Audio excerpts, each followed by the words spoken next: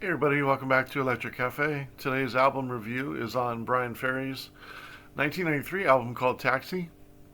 So this is the Bryan Ferry's first album in a couple years, probably, if I'm not mistaken, since '87. And he had some good solo success through the middle '80s. You know, with a couple albums, Boys and Girls, and then also Betanar, I think it's pronounced. And then, there were some compilations that came out in late '80s, early '90s. But for the most part, Bryan Ferry was MIA for quite a few years, and it didn't necessarily come back with original work. These are all 10 tracks are cover songs. Well, I think maybe 9 of the 10 are cover songs. There might be one that's an original song, but for the most part, they're cover songs. And when it comes to the Bryan Ferry cover songs that he does, I'm kind of hit or miss on them. Sometimes I really like them. Usually when they're different or unique or like a ballad, because I think he does sing the ballads good. And then I think maybe the ones I don't like, or maybe the ones that are more like bluesy rock and roll, like 50s or 60s. Like, I wasn't a huge fan of the Midnight Hour. That's an example. But then I do like Jealous Guy. I think Jealous Guy, the Beatles track, is a better song. But I think some of his best cover songs are in this album. And so, I got this album when I was 17, had the cassette, and this album really got me. I mean, I had got into Bryan Ferry, probably when I was about 13 or 14, probably 89 or 90. And of course, I grew up with knowing, his popular songs with Roxy Music, especially, um,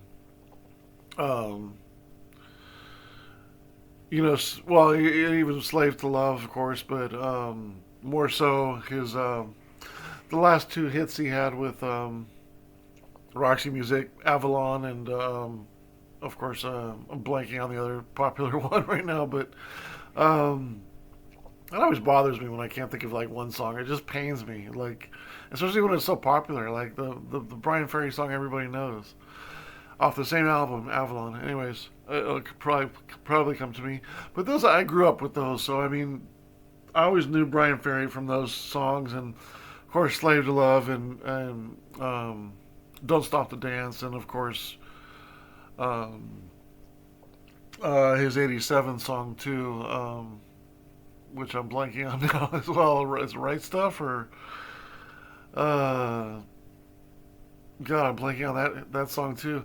But anyways, so like I was around '89 and '90. I think I got Roxy Music Greatest Hits, which was the it featured a few live songs, and that kind of got me really into Roxy Music, and so I was playing that album a fair bit through like '89 through '92, and then this album came out in '93. I bought it on cassette, and it really kind of made me go back and buy all Roxy Music's as much music as I could of Roxy Music and Bryan Ferry, and it made me a big fan. And then Mamuna came out the next year, and I that's probably my favorite Bryan Ferry album. And since that album is I've really enjoyed the back catalog, but for the most part, going forward after Mamuna, I thought Olympia was okay, and I'm not a cover, not really a fan of Bob Dylan's music, so I didn't like that cover album. And I thought Frantic had some moments on it. That had a couple moments on it. It was nice to see like Bryan Ferry, Brian Eno, come back and play on a couple songs of his solo albums, and so that was nice. But for the most part, it's been kind of a indifferent last 25 years, 30 years with Bryan Ferry's music for the most part.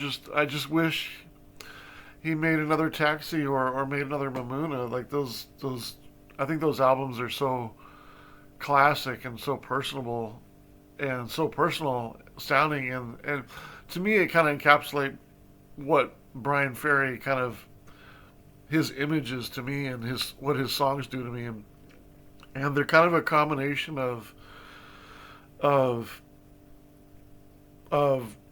kind of heartache, you know what I mean? Like kind of that girl that stomped on your heart, or the girl who got away, or and I think all single guys like myself can relate to that. So that's kind of cool. And but it's also he also has like an image of dressing up cool and going out on a night on the town and sort of having a good time and stuff like that. And that's kind of me too. I always felt like that was kind of me. So I was always really relating to Bryan Ferry's music in that way, and the way he is kind of a crooner. And so he's going out and partying and having a good time, and and then he ends the night and he doesn't get the girl that he wants to talk to or date or whatever. So or get her number, and that we can all relate to that as well. So I really always liked that kind of. It was kind of like almost like a soundtrack to my life, because that I think everybody goes out and hopes to meet like a girl, going out and doesn't, and then you end up going home alone without the excitement of that you met a nice young girl. So that was always kind of like the kind of image that I had with Bryan Ferry, and I always thought that he was kind of like my Smokey Robinson. He was kind of like my Marvin Gaye. He was kind of like my, yeah, just that kind of like a veteran kind of crooner that had been through it and you know and sings about it and talks about it. And not only that, but then you got the moody music on top. It was like Bryan Ferry was kind of my elder statesman favorite artist throughout his career, as far as the last 35 years that I've been listening to him. So it's he's always kind of held that place in my music collection. And this is the second time on the channel. I did get a chance to review. Well, I've reviewed two Roxy Music Channel albums so far. And those are in my playlist. I reviewed Manifesto and Flesh and Blood. And then as far as this is my second solo album, I reviewed Olympia, which I gotta double check my number, but I didn't give it a great score. I gave it a 55, which is okay. I think it is an okay. I think it's well produced. I think there's some good attempts on there on making other type of songs, like keeping it fresh and keeping it new. And there's a little bit of electronic music in there, and Brian Eno is on track, and it's got all the makings and all the kind of bones to make a Roxy Music album. But I think Bryan Ferry's voice is a little weak on that because he's getting older, but I think he still does a good job on that. And it's just I don't know. It doesn't have an overwhelming amount of good songs versus lackluster or okay songs, in my opinion. It just didn't win me over. As far as like the entirety of the album, but I do think there's a couple of good tracks on there. But I rarely go back to it. I think when it came out in 2010, and I rarely play it. And that's kind of always a tall tale sign of if you really like it, if you don't go back to it. And it's been 15 years now since I bought it. Taxi, on the other hand, is an album that I go back to fairly often and play tracks from, and it's always been kind of a personal album for me as well. But if you guys like Mamuna, the album after this, which I think is kind of Bryan Ferry's pinnacle of his solo album, yeah, bro, I think Boys and Girls might be rated as high as when I rate Mamuna. But as far as like a more moody, well produced album, well recorded album, I think Mamuna is really hard to beat. I think it's an excellent album. But if you guys like that album and you guys don't know Taxi, then you guys need to get Taxi or at least hear it. Even though they aren't original songs, they're cover songs, which I'm kind of again indifferent on. I'm kind of indifferent on his solo, on his cover songs. They can be, some can be good, some can be not. This album sounds a lot like Mamuna as far as how it's produced. It also is produced by Robin Trower, and he's featured guitar on him. That's Bob Clearmountain is mixing, Bob Ludwig is mastering, David Williams is playing on bass. So it's got some great, and of course Robin Char again. So you got some great session players on there. I can't remember the percussion guy. I want to say he's Italian. Is it Jadin, or it's like a Jadin? He's a really talented percussion player who's played with all kinds of artists. For everybody from Madonna to all kinds of people. So he's very talented as well. I recognize his name a lot on albums that I like. So it's also got him. So it's got the session players, it's got the mixer, it's got the engineer, it's got the mastering, it's got some great producers. So and it's got some guest appearances as well. So I mean, this album is right in line with Mamuna. In fact, I kind of tie them together. They're the year after each other. They're both kind of moody, which is my more favorite Bryan Ferry style of music. I don't tend to like maybe the more rocky, him sort of sounding like he's in the 60s, sort of doing like, again, like the Midnight Hour cover song, or some of the blues stuff I'm not so big on. And that there's a couple blues sort of songs on Olympia. I'm looking over here because my Bryan Ferry CDs are over here, and Roxy Music CDs are over there too. But there's some sort of blues moments on there, and they don't necessarily work for me personally. Like I like the more moody side of Bryan Ferry, like Windswept, and even Slave to Love is a little moody, but then Sensation, But then I like his good guitar riffs. I like when he has like a good guitar riff and a kind of a catchy song like Don't Stop the Dance, or Stone Woman is a great one. I love Stone Woman. But on like Mamuna's like Taxi, I'm looking at the cassette over here.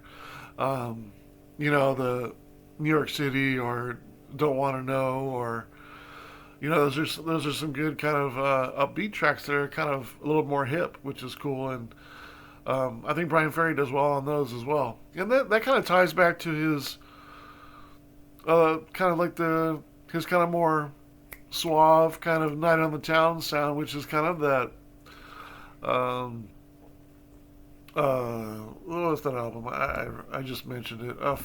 Flesh and Blood, and then also Avalon have a little bit both of those, like the space in between, or same old scene, stuff like that have that kind of more hip. Bryan Ferry is super cool too. I like those versions too, and this has a little bit of all the styles that I like, and not so much of the styles that I don't like. So I think this is a really solid album. As far as the tracks individually, I Put a Spell on You as the first track. Really nice atmospheric version, melodic, great riff. The bass line is the hook, nice melody. I give it 3.5 stars. Will You Love Me Tomorrow is a classic 60s ballad that he covered. I think he does a fantastic version of this. I think it's probably one of his best ballad cover songs that he's ever done. I think it's even probably better than Jealous Guy. It's just a great version. I give it 3.25 stars. And then it's got a couple like kind of catchy, kind of shorter songs. The next three: Answer Me, 2.5 stars. Just One Look, 3 stars. Rescue Me, 3 stars. And then it's got the Lou Reed track, All Tomorrow's Parties, with I think he does a really good version of that too, 3 stars. Girl and My Best Friend, it's not bad, 2.25 stars. I'm kind of indifferent on it, but the groove is pretty good, or the groove is very good. Excuse me. The only one misstep on here I feel like is Amazing Grace. I don't know if it's maybe going too far with picking that track. Does anybody want to hear him do a cover of Amazing Grace? I don't know. It's just it's kind of a misstep. I mean, I get it. He seems to always kind of throw like a cover song in there that I don't know if anybody really wants to hear. It's just I'm not sure who did the track called Taxi. I was looking it up and it looked like it was a couple sort of lesser known soul artists from the early '70s, but I couldn't really find what album it was. But it's the best track on the album. It's the title track of the album. It's awesome. I love the sounds of the city at the beginning and the taxi, and then the story of him picking up a taxi and going to driving quick to see a girl, and hopefully it's not too late, and he doesn't know if she's cheating on him, and all that kind of stuff, all those kind of lonely kind of vibes that probably everybody's felt in a relationship. And he just, I mean, it's just so perfect and moody, and the rain in the background, and it's just an awesome song. It's just one of my favorite Bryan Ferry solo songs. I give it 3 3/4 stars. It's almost an excellent track. It's very close, but I could see it be given a 4 as well. I don't think it really ruins. I don't think a 1/4 star ruins the album. My thoughts on the overall rating of the album. Because You're Mine, the last track, it's only 1 minute and 44 seconds, but it has a really nice atmosphere, and I really like it. I think it's a good ending. It's kind of eerie, which is really cool. So I think it's a good ending, but it's just kind of short. So it's 2 1/4 stars. So overall, I give it a 28 stars out of 10 songs. So that's a 2.8. So really strong. So that's roughly about a 68 out of 100. I gave it a couple extra stars for the production and just the overall smoothness of the album. And the great thing about this album is like Mamuna, has really good atmosphere, has that kind of lounge feel that we all like Bryan Ferry of. It's got some grooves, it's got a little bit of blues in there, but it's more on the cool hipster kind of Bryan Ferry, and not so much the blues kind of I don't know, 50s or 60s sound. I don't know. It's got some good riffs too. I think they're good choices of songs to cover too. Nothing crazy except for that Amazing Grace, which I feel like is a misstep. And then the other thing is he doesn't really go overboard on these cover songs. He really does a good job of making them his own. And so, which is the ideal cover album that I think everybody, any artist would sort of shoot for, to make the album, their own, make those songs, different and unique in their own way. And I think he did a really good job of that. But yeah, overall I give it a 68 out of 100. It's very close to being very good. I think if maybe Amazing Grace, there was something else in there for that one, and maybe the last track is a little short. I could easily see this being in the 70s. But again, they're cover songs, so I don't put a ton of merit into them because they're not original songs. I don't know if anybody can really rate an album full of cover songs on the high tier because they're not their songs, right? So I do kind of feel like I can't give some of the songs as much as I want to for their sound because they're not their songs. But it's not a huge difference. But I think it could be the difference between this being a very good album and it being a good album. So maybe 5 to 10 points in there. That I'm not necessarily deducting it from that, but maybe I'm just not giving them those points because they're not their song. Like if "Will You Love Me Tomorrow" was their song, I think it probably could be a 4 or 5 star track. Like it's that good. But it's not their song, so it's not Bryan Ferry's song. So it's kind of.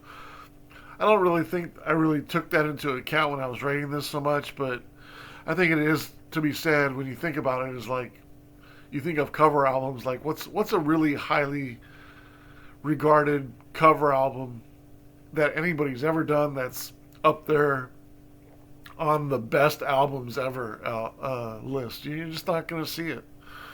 And there might be a couple songs on there, that are cover songs on a great album, but not the whole album. But yeah, that's my thoughts on Bryan Ferry Taxi. But I think every Bryan Ferry fan needs to hear Taxi. This album is, I think it's highly underrated. I think it's kind of missed.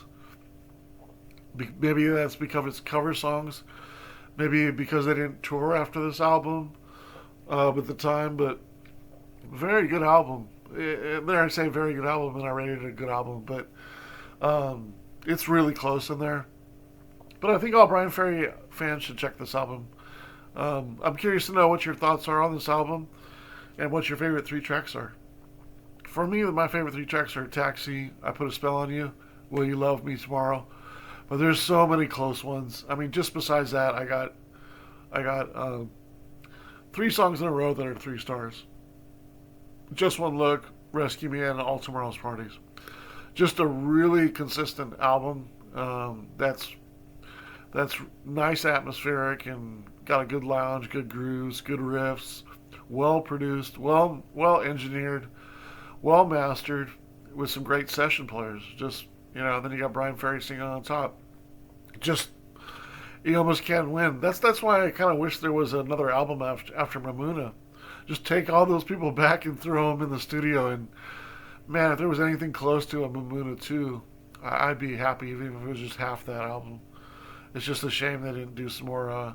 Bryan Ferry didn't do some more music in the middle to late '90s. All right, thanks so much for listening.